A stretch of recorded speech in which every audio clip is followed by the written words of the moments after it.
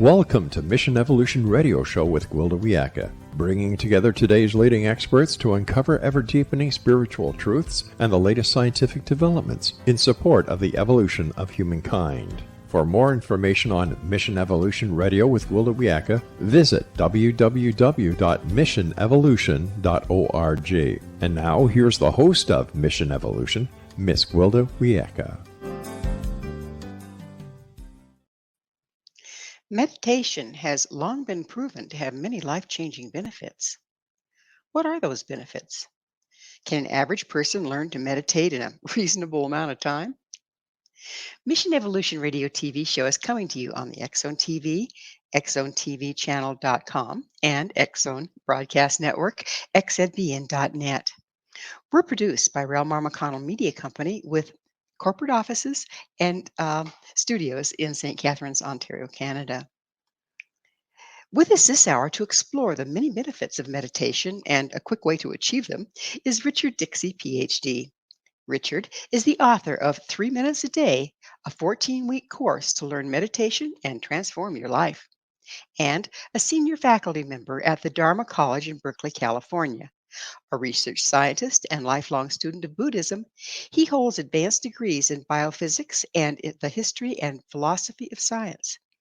Dixey directed bioelectronic research unit in London Hospital before becoming CEO of his own biotech company. He moved to the U.S. to devote himself to teaching meditation, deepening his own practice, and running the Light of Buddhadharma Foundation in India. His website, richarddixey.com. Richard, thanks for joining us on Mission Evolution. It's a pleasure. Thank you for having me. So, where did meditation originate? Let's just start with at the ground zero. Where did it come from? Well, it's an ancient Indian tradition. It predates the Buddha, who's normally associated with meditation. Oh, interesting. But in fact, he was taught meditation by two teachers. He developed it further than they did, and that's what caused his enlightenment. But the actual tradition, particularly the tradition of calmness meditation, predates him and goes back really as far as we can tell to 1000 BC, maybe even earlier. Interesting. Yeah. So the practice of it. So you've said how old it is. How do you think it, or do we have any idea how and why it came to be? Yeah, I think really from the time human beings began to look at their experience as experience, and this is true in both the European Greek culture and also in ancient India, they began to realize there were elements of it that needed training. And really meditation is about looking at your experience as experienced and then going, wow, are there things here I could improve? Are there things I could do? And this basic understanding is what lies behind the so-called Dharma traditions of Asia, which is to say are really ancient. And what's amazing about them is they're unbroken. So we have meditation lineages that literally go back 3,000 years. And they're unbroken, unlike all of our Western traditions are all broken by the Reformation and Counter-Reformation. These are not. And so we can have access to really interesting insights. And I think these insights arose when human beings were first examining their world. And so you see in the Greeks, Socrates and the pre-Socratic philosophers and all that. And in India, you see the Buddha and the great meditators. And really the tradition just developed from there in India and really was developed extraordinarily deeply in the medieval period. And we have access to all of this through the Asian and Himalayan traditions. Another ancient form, of course, is shamanism, and they use journey work rather than, or a trance-like state rather than a meditative state. Could you please tell us the difference between meditation and trance? Yeah, well, I mean, obviously, I'm not a shaman, so I can only speak partially to this. We are living in a map. This is a fundamental position. We're living in a model of the world. We're not living in the world. I mean, basic physiology tells you that our five senses make images of what's around us. They don't see what's around us like a camera. They make images of what's around us. And that map making is fundamental to our experience. Now, what that says is that the actuality of our experience, which is beyond the map, may be quite different from what the map shows us. Just like if I have a map of a countryside, I get, where the roads are and where the buildings are, but I don't see the buildings. I don't see the roads. I see a map of the buildings and the roads. And in exactly the same way, I think that's true of our experience. And what happens in shamanism is you break free of the map, normally using hallucinogenic substances, which suppress map making. They suppress that functionality of map making and then begin to explore.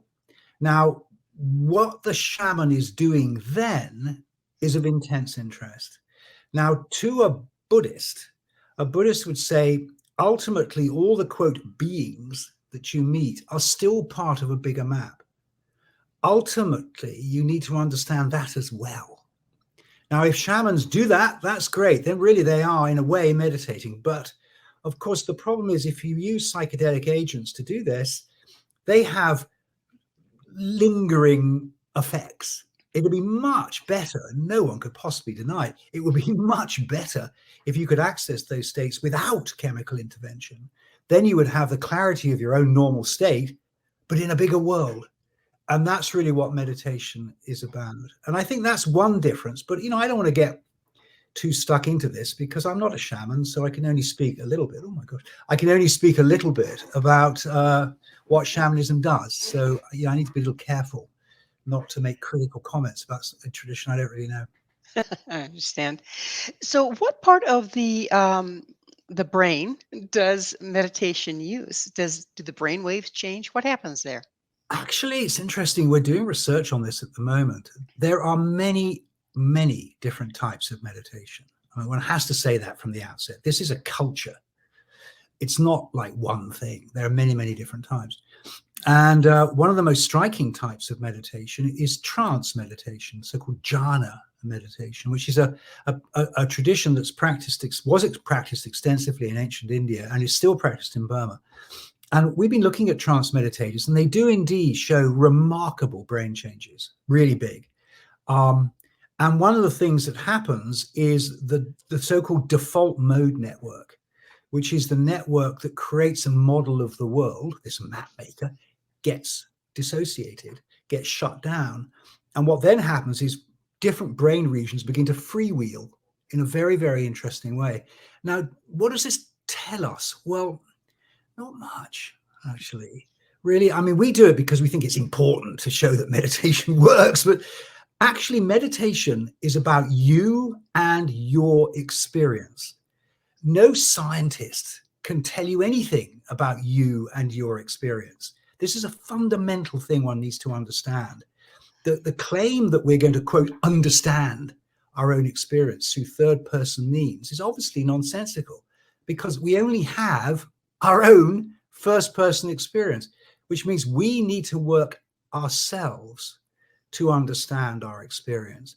And that's really what meditation is about. And of course, modern education, with its stress on the, quote, external world and on the truth that's found by science, totally misses this fundamental truth that we only ever and only can ever experience our five senses, our five senses and our thoughts and emotions.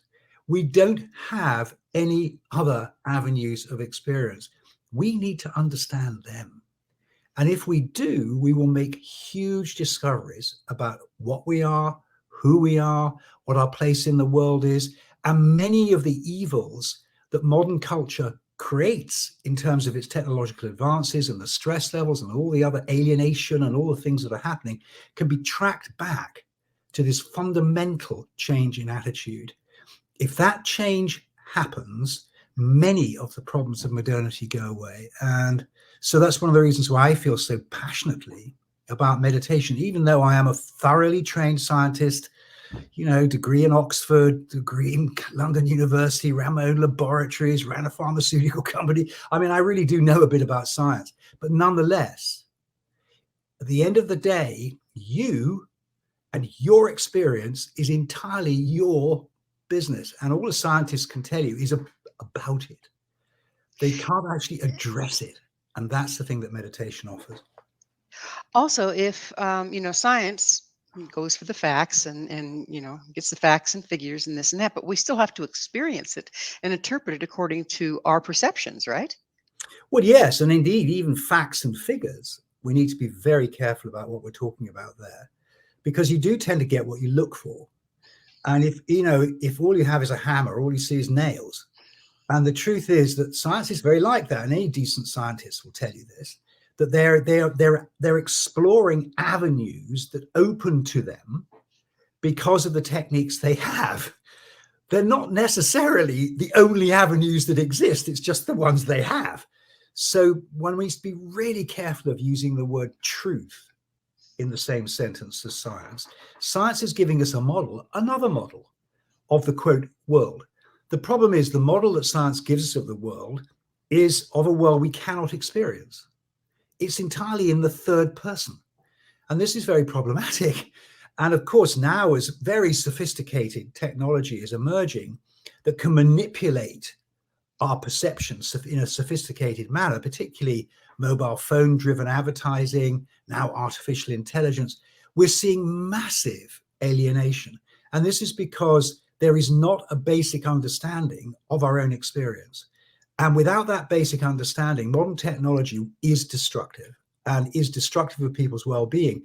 They may be more efficient, but they're not going to be happier. And indeed, the happiness index has not improved, even though people's economic circumstances have improved, their health outcomes have improved, the amount of material and possessions they have increased. All these metrics have got better, but for one, happiness. And that's because until you understand your own perception, how can you possibly make access to happiness in a lasting manner? You'll have fleeting moments of happiness, of course, but there's something fundamental about how we map the world that needs to be understood. And if we can understand that, we can make a better life for ourselves, which is really the only people who are ever going to. And yet, technology and our educational system and everything else has us looking outside of ourselves That's for right. the answers.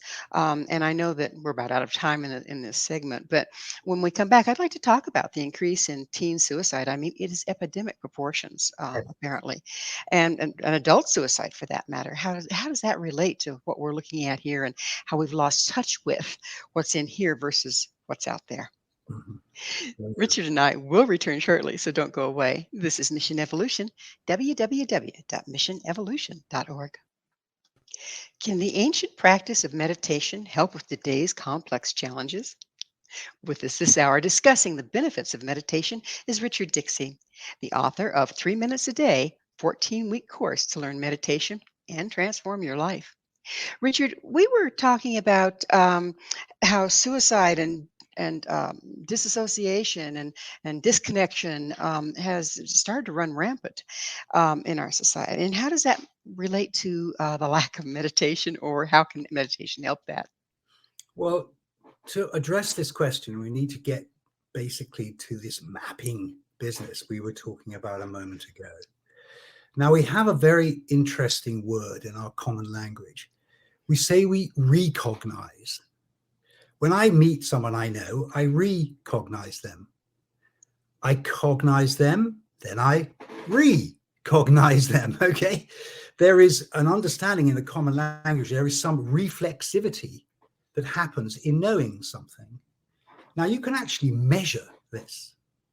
And it takes about 400 milliseconds, click, click, for a recognition to occur in time.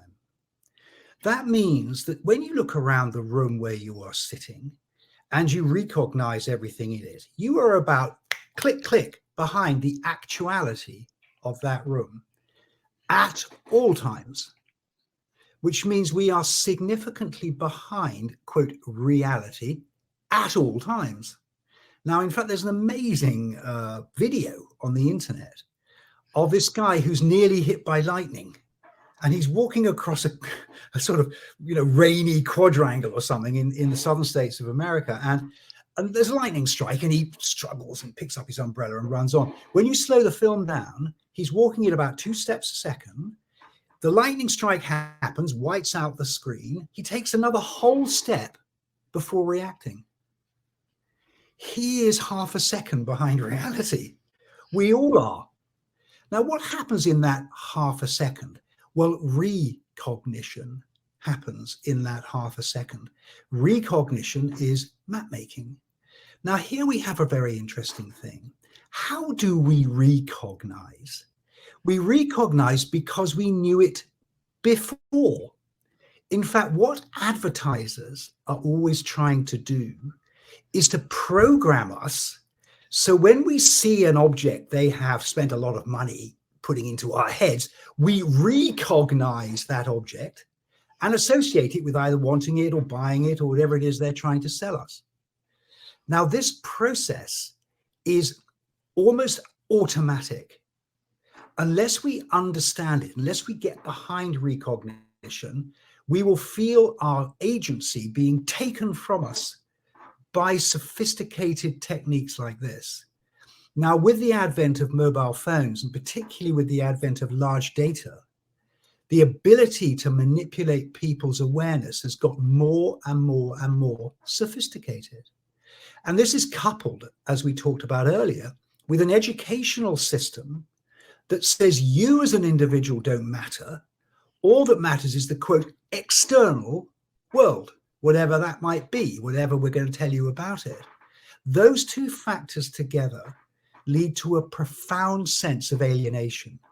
You're told you don't matter, and all the time you're being dragged this way and that by things that you didn't choose.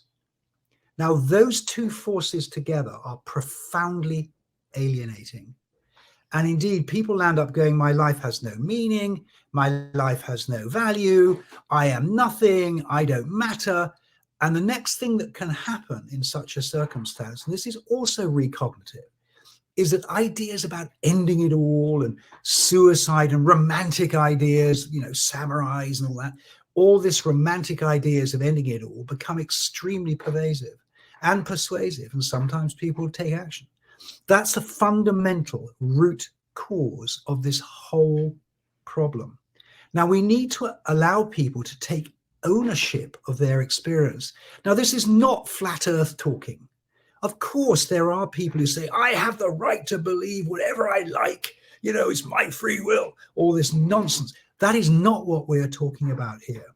We're talking about getting a grip on our attention. The proper word is adverting. Our attention is being adverted left and right by advertisements. And so if let me back up a little bit so we're on the same page here. So is because electronics and artificial intelligence can move very, very quickly, is it sliding in that little place where we recognize things? Yes, of course. If I have a computer that can track everything you bought, I can then tailor an advert to trigger your recognitive mechanism to want something. And that's exactly how personalized advertising works. It is designed to capture, to actually capture advert, make you advert. And the problem is that making leads to a sense of loss of control. And, you know, kids now live on their phones and they live in this virtual world, which is, quote, free because it is being paid for by advertisers who are precisely trying to do that. So people land up in an extreme form of living other. Now, really, humanity has always known that we live other. If you read autobiographies, often people will say, you know, I've lived this long life, but somehow I was never me. That's because even in society, the same thing is happening. All that's happened is modern technology has taken that basic sense of alienation and perfected it into a perfect marketing model. But the effects on people are to have profound self-alienation, lack of self-worth. And with no self-worth and no feeling of any value, it's not surprising that unfortunate things then happen. Exactly. And this is why meditation is so urgently needed.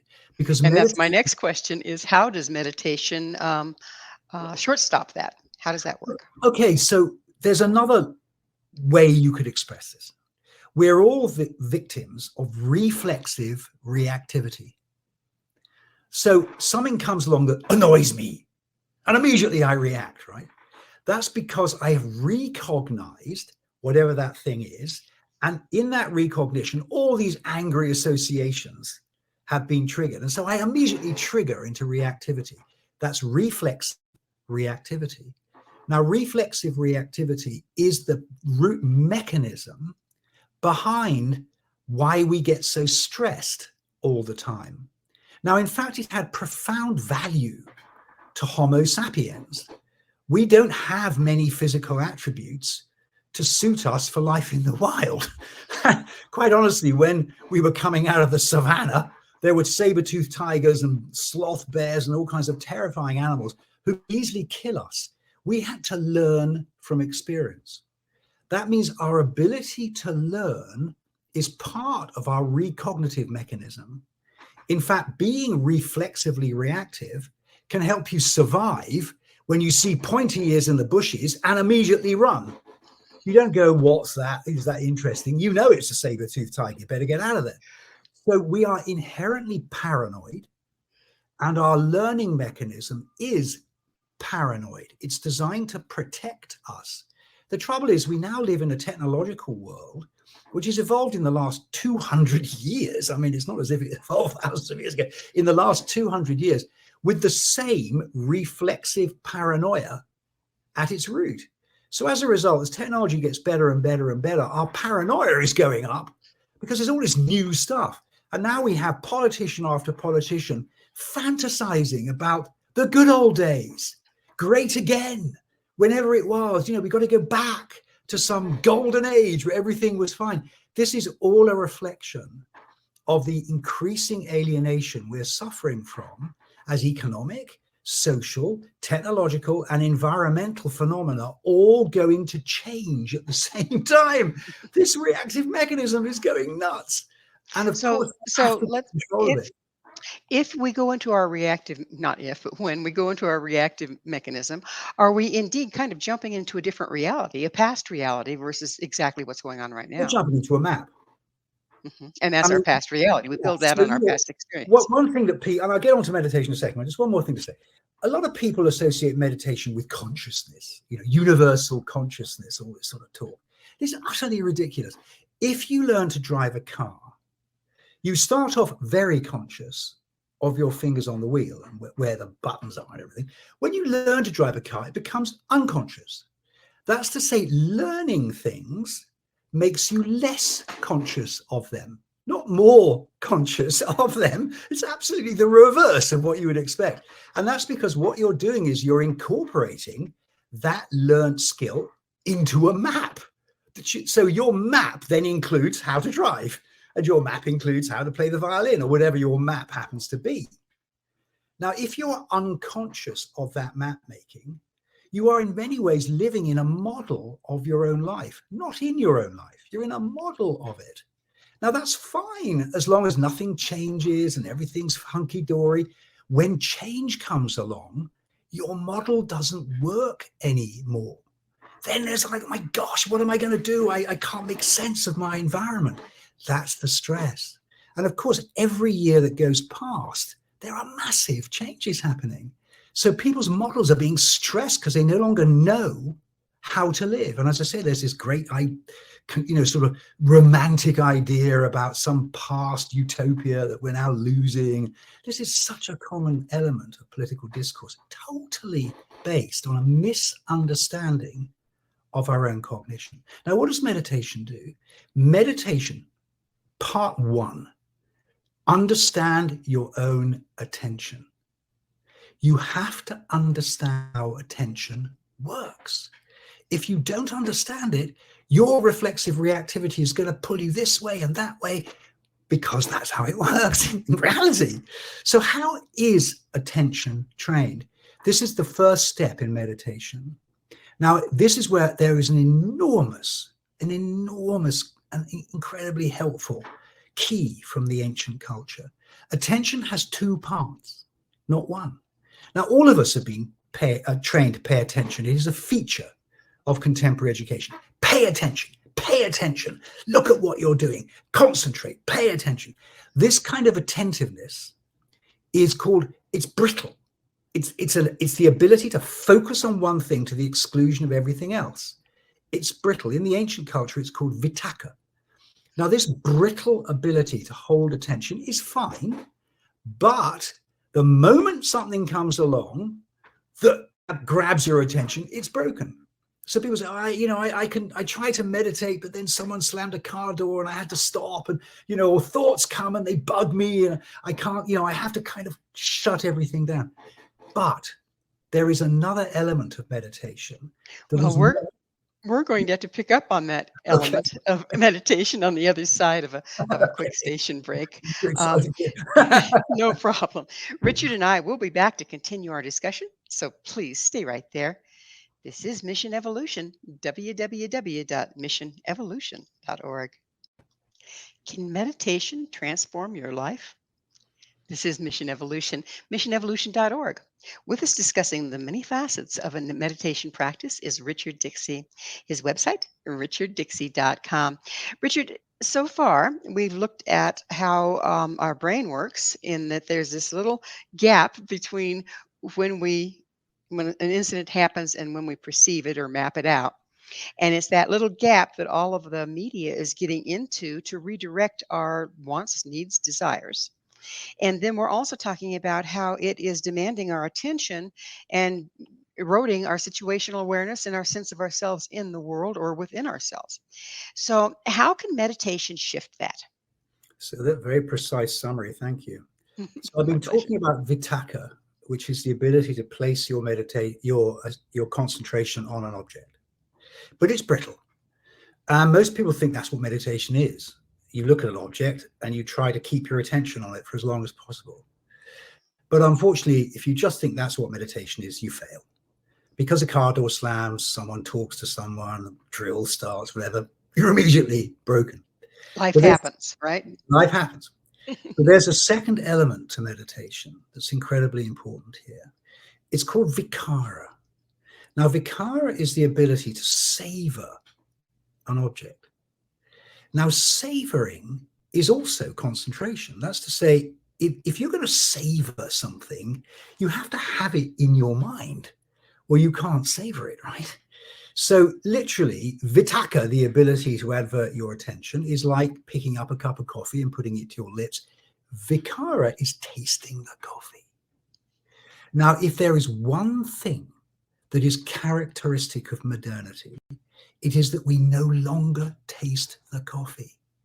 We're so busy going from one thing to another. We gulp our food. We consume experience relentlessly because our vitaka is overstimulated by advertising and our vikara is undeveloped.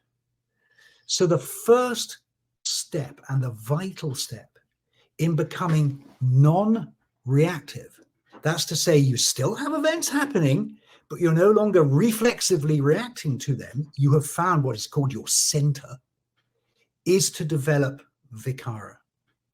Now, vikara is normally developed by concentrating on a changing object. If an object changes, you can no longer advert to it because it's changing. You have to move with it. And that moving with it, it's like dancing or something. You're dancing with the object. I like to use the sound of a fading bell. So you take the ear gate, which is one of our five senses, you listen to the bell as you hit it, and then as the bell fades, you follow the fading sound. And what happens in the end when you get good at this is you'll find yourself listening to nothing.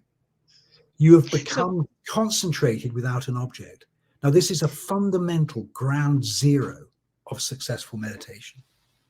So when we think about our young folk, okay, the up and coming generation, they grew up in this electronic age. They did. And do you think that, you watch one of them on a computer, it's like, whoa, they can be so fast, with their games and their this and that. But is that because they never learn to savor and they just have to keep speeding up the stimulus in order to fulfill themselves? I come from my kids are now 20 and 21, and we bought our first iPhone when it first came out in 2008. You got to remember the iPhone only came out in 2008. We bought it in Hong Kong.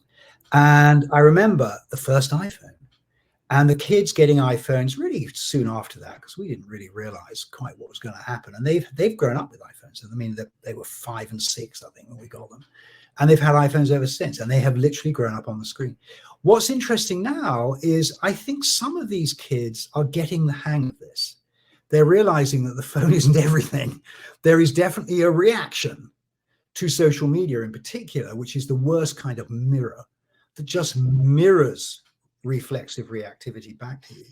And so I think the kids are beginning to get on top of it.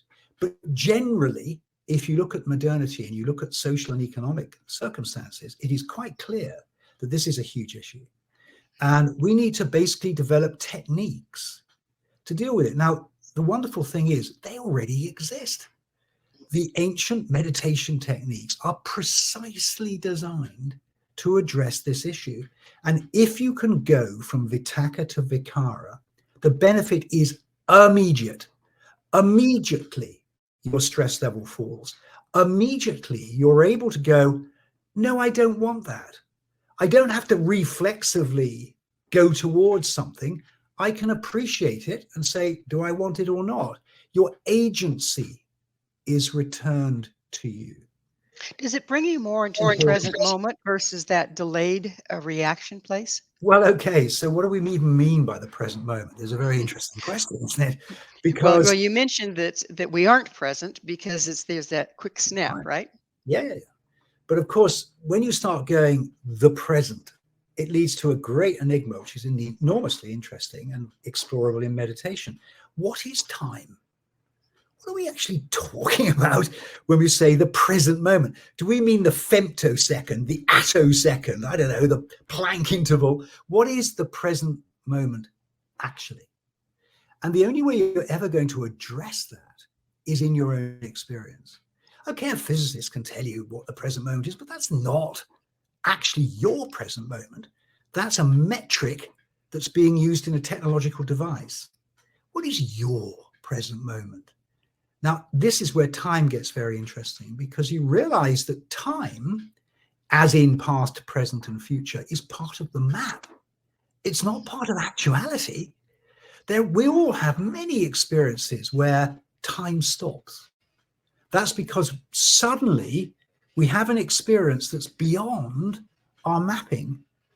We may be in awe or surprise or shock. There are many places where time stops. But what we actually mean by that is experience as experience starts. Experience starts when time stops. Time is part of the map. It's not part of our actuality. And again, that's the breakthrough that begins to happen to meditators. They find access to, you could say, the eternal present, to some timeless engagement with actuality that is not mapped recognitively by what they already know. So as a result, people become more creative. They make better choices. They become kinder. They become surprising, because you can no longer really predict what they're going to do next. They don't know what they're going to do next. They're not in a map. They're not fulfilling an obligation to a map. Are these maps starting to break down presently? It seems like everything's up in the air, everything's moving really quickly, and everybody's off balance. Is it the maps are failing us at this point? Yes, the maps are failing. And the maps are failing because the maps are essentially reactive and based in the past. And as long as the present is accelerating in its change, the past no longer accurately maps it. So people feel a gnawing sense of paranoia. Now, as I said, the map is paranoid. So the only news that we read is bad news. I am more interested in an earthquake in Alaska than I am in some nice person helping someone across the road outside my window. Why is that? What's wrong? Now, people say, oh, I blame the media. The media are manipulating. Not anything to do with the media. It's because the map is paranoid. And all the map is going is, do I need to change anything because there was an earthquake in Alaska? So I read the article. Now, of course, as a result, all of our news feeds, which again coming at us day and night, are bad news. We are literally bombarded with bad news. But if you were to do a statistical survey, you would find the good news outnumbers the bad news magnitudes to one.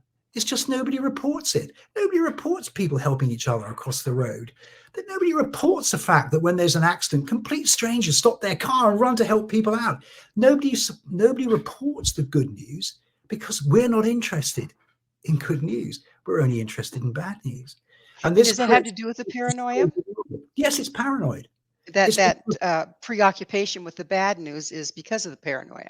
Yes, of course, because the reflexive recognitive mechanism evolved in Homo sapiens to save us from predatory animals and difficult situations, because we're not covered with fur, we don't have big fangs, we're not able to defend ourselves, we have to be clever. So it is that mechanism that has taken us from the savannas to driving around in cars. It is that very same mechanism. So I'm not saying it's an enemy. It needs to be understood. Once it's understood, it becomes an extraordinary friend, because everything you've learned, all your experiences become your servant once you cease to reflexively react to them. But as long as you're reflexively reacting to them, they're like a prison holding you in. So we're basically taking the events of the past, superimposing them on the present, and making a rerun out of the future when we're in this reactive state. That's called past, present, and future. And that's why philosophers from time immemorial have talked about the eternal return, the fact that things go in circles. People always say, history doesn't repeat itself, but it rhymes. Why does it rhyme? It rhymes because of this. We are literally repeating. You can study history and see today. You can see exactly the pressures today that happened many times in the past. Have we changed? No, we haven't. Because until we understand this, we cannot change. So you can read the Meditations of Marcus Aurelius, I'm sure you've read them, and hear a modern voice, even though that guy was writing in 150 AD. But you hear modernity. You think, wow, I could have talked to this guy yesterday. What's that saying? It's saying, wow, there's something in our cognition we're not getting to grips with. Now, no matter how many brain scientists you have telling you, oh, it's the default mode network, that doesn't do anything to your own reflexive reactivity. You have to train it. It's your job as a human being. And honestly, they should teach meditation in primary school. It should be reading, writing, and meditation. If they taught reading, writing, and meditation, we would have a better world. And we wouldn't have the bigotry and stupidity that well-educated people often display, simply because they don't understand their own perception. What the Asians would say is they're fundamentally ignorant. They may be very, very knowledgeable, but they're fundamentally ignorant of this profound truth. So we're basically operating out of false perceptions that are old and cemented. Perceptions. Now, yes, to say that's what I meant. False, yeah, I mean, this is where it gets very careful. Sometimes the map is great. For example, when you learn how to drive, you will reactively stop the car when someone runs in front of it. It'll happen before you even know it's happened. The map's really great. It can do things very, very well. It's a tool. But don't let it run you. Well, you see his nails, it's like that. It's a tool. It's a very amazing tool, a 6-channel parallel processor. I mean, if we have an instruction manual, it would say, this is a 6-channel parallel processor. Be careful how you use it. All these warning signs all across it. Yeah. Well, it is time for yet another station break. Okay, cool. Please stay with us as Richard and I continue to explore the evolutionary aspects of modern practice of meditation. This is Mission Evolution, www.missionevolution.org. Can meditation make you more creative or intelligent? This is Mission Evolution, missionevolution.org. We're continuing our discussion with Richard Dixey. His website, richarddixey.com. So, Richard, can meditation and starting to find the control knob on our little gaps that advertising is slipping into, can that free us up to be more intelligent or more creative? Yes, it can. The other thing I want to say, although these traditions come from ancient culture, there is one significant improvement we can make. Because in our modern technological culture, we have a good understanding of the mechanisms of cognition from a scientific perspective, we can be very clear about the reasons for meditation. Now, meditation traditions were originally developed by monks, and obviously they meditated for hours. It was their day job. And so we don't actually have to meditate for hours to get these benefits. Once we get our head around this recognition thing and realize, okay, there really is a recognitive process, we can focus our meditation very precisely on key elements in our perceptual field and develop insights very quickly. This means we can develop meditation practice in the time it takes to drink a cup of coffee, basically. Obviously, at the end of a course of doing this, you will have an understanding of what meditation offers. And if you want to go on and meditate 8 hours, great, why not? But it's quite possible to get the basic insight that meditation offers in a very, very short period of time, and then use that during your working day. And I feel quite passionately this is important for modernity to understand, because we all work. There's no real chance that we're going to drop out and become monks. So what we need to do is to find meditation practices that work within our normal life. And that's what informed this book that I wrote. I'm trying to find ways, because, as a scientist who worked in cognition and worked looking at brain function, I thought it was very interesting that we can see a parallelism emerging between the meditation traditions taken from the subjective pole and scientific cognitive psychology taken from the objective pole. And we can now use those insights and guide our meditations. So it's possible to develop these practices very easily. And if we do develop them, we find all kinds of benefits, because our reflexivity limits our choices.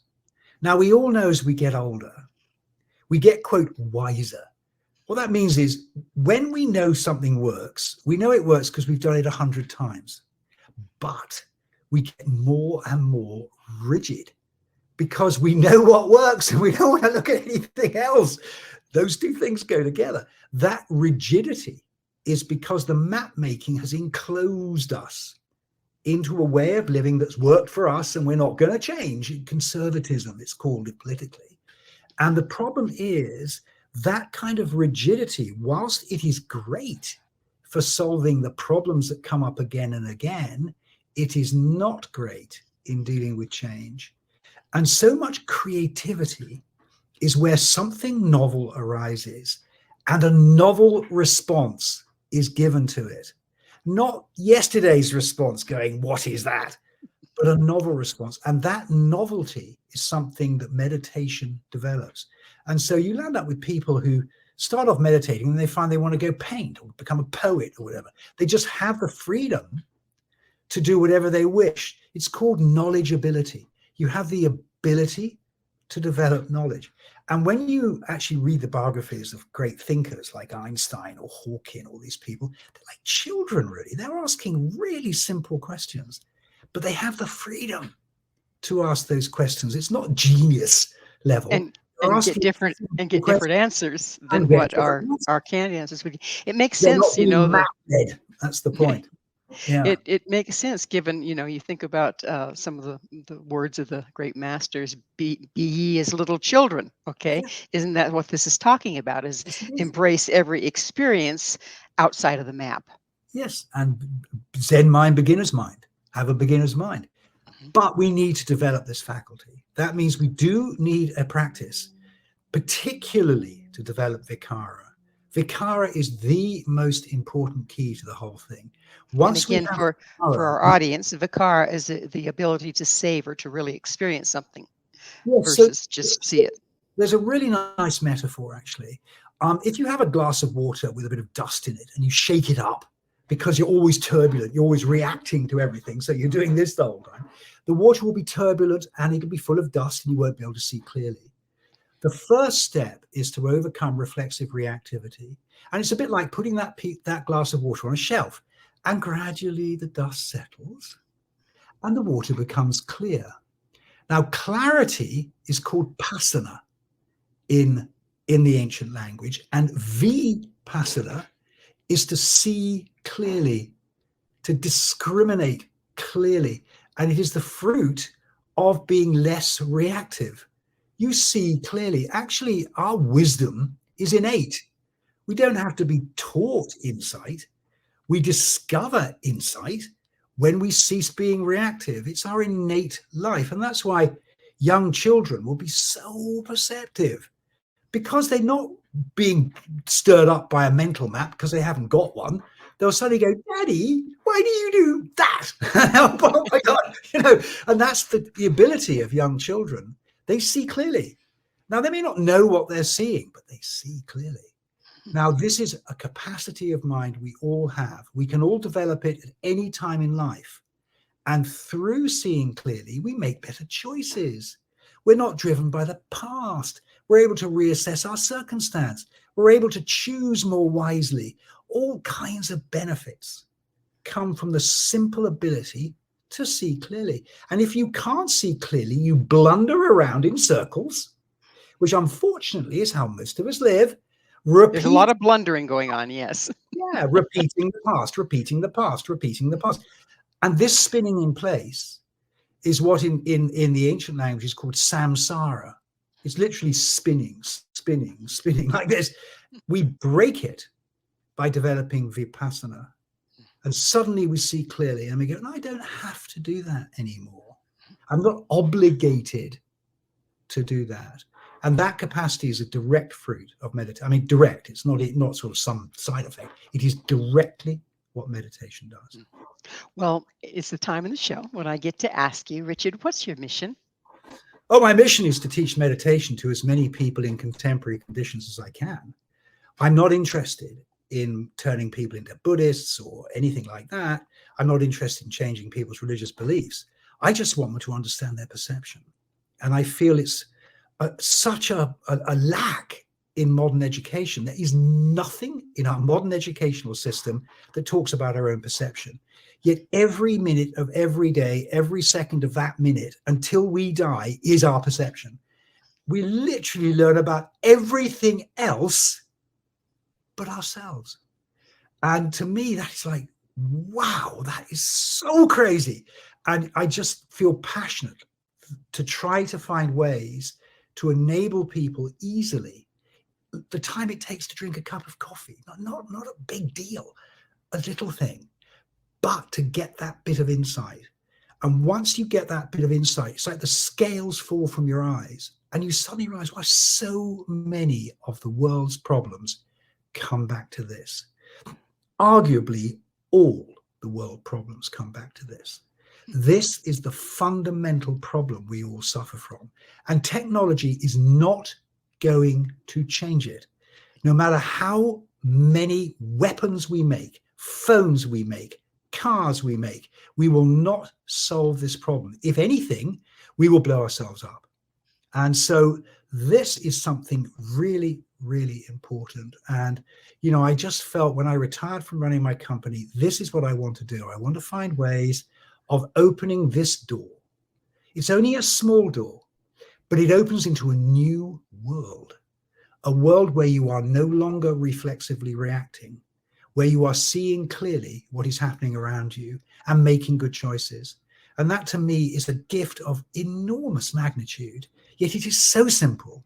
And the amazing thing is, it's there in these traditions. It's not like I have to make it up. I didn't invent any of this stuff. I'm not trying to be original with regard to it. All I'm trying to do is to take these traditions, take away from them any religious connotation, express them in modern language and present them to modernity and say, look at this. And that's my wish. Here we have a key. I'll be happy. That'd be good. That's a very, very worthwhile mission. And I know there are some steps being taken to include meditation in schools, and they're having amazing results. Yeah. So instead of going to the principal and being put in detention, they're sent to a quiet room and where everybody's meditating. Yeah. And it's just changed things amazingly. I had someone on the show that described that. It was just amazing. And of course, that type of mindfulness meditation is right on the border of what I'm talking about. With the understanding of mapping, mindfulness becomes a way of living. As long as you understand the mapping is so important. Now, of course, the ancients didn't have this metaphor of mapping. That's something that's come from cognitive psychology, but it is incredibly apposite. And of course, we all realize we're making a map. We've got to stop confusing the map with the territory. The territory, which is quote reality, whatever that might be, is not a map. And of course, that's where the shamanism and the UFOs and all the rest of it belongs. It belongs in the territory. We have to get out of the map. And this is a fundamental life skill.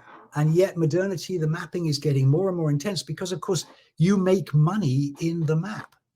You don't make money in the territory. You make money in the map. The rich guy is someone who finds something in the map and gets other people to buy it in the map and make them feel good in the map. And the problem with that is, as that gets more and more sophisticated, it becomes like this hellscape of commercialized map making, epitomized by these awful goggles, which are like, okay, let's cut off from the world altogether and live in a world of advertising, as if that represents a step forward for humanity. Well, but of course, economically, very attractive. Very attractive, very attractive. But money's in the map too, so what the heck, right? It's good, rich and poor in the map. And rich people are not necessarily happier people. They're just rich No, people. they're just rich people. Stuff. Well, unfortunately, Richard, we are out of time. Thank you so much for coming on the show and sharing your very unusual perspective. My pleasure. Our guest this hour has been Richard Dixey, PhD, author of 3 Minutes a Day, a 14-week course to learn meditation and transform your life. Richard is a senior faculty member at Dharma College in Berkeley, California, a research scientist, and a lifelong student of Buddhism.